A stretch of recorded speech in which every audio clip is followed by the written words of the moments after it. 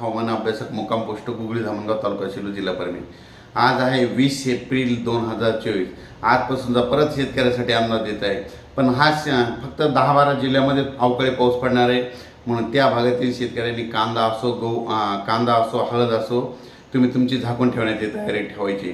सांगायचं झालं तर 20 एप्रिलपासून ते 28 एप्रिल दरम्यान महाराष्ट्राच्या दक्षिण भागाकडे पाऊस पडणार आहे आणि कोणत्या कोणत्या जिल्ह्यामध्ये पासणार आहे म्हणून हा अंदाज लक्षात घ्यायचा।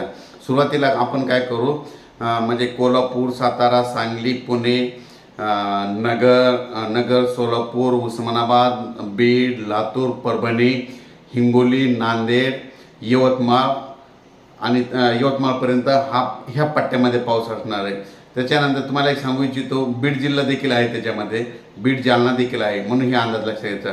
म्हणजे सांगायचं झालं तर आपण परत एकदा सांगतो, सातारा, सांगली, सोलापूर, कोल्हापूर, पुणे, त्याच्यानंतर नगर, बीड, जालना, परभणी, हिंगोली, लातूर, नांदेड, यवतमाळ, म्हणजे ह्या भागामध्ये 28 एप्रिलपर्यंत म्हणजे दररोज 2 दिवसांना परत एकदा येणार। म्हणजे एक दिवस येईल की पुन्हा तिसऱ्या दिवशी पाऊस येईल, म्हणजे एक दिवस आल्याच्या नंतर परत तिसऱ्या दिवशी 2 दिवसांना गॅप करत पाऊस येणार आहे, म्हणून हा अंदाज लक्षात घ्यायचा।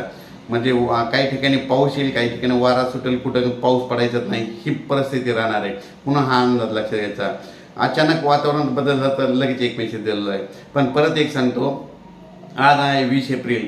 20 एप्रिलला तुम्हाला एक माहीत असं सांगतो, मी पंजाब डक परभणी विधानसभा लोकसभा मतदारसंघातून मी वंचित बहुजन आघाडीकडून उमेदवार म्हणून आहे आणि परभणी जिल्ह्यात जर शेतकरी परभणी लोकसभेतले शेतकरी ऐकत असेल तर तुम्हाला सांगतो, एक शेतकऱ्याचा मुलगा आहे आणि शेतकऱ्याच्या मुलाला खासदारकीसाठी एकच चान्स आलेला आहे।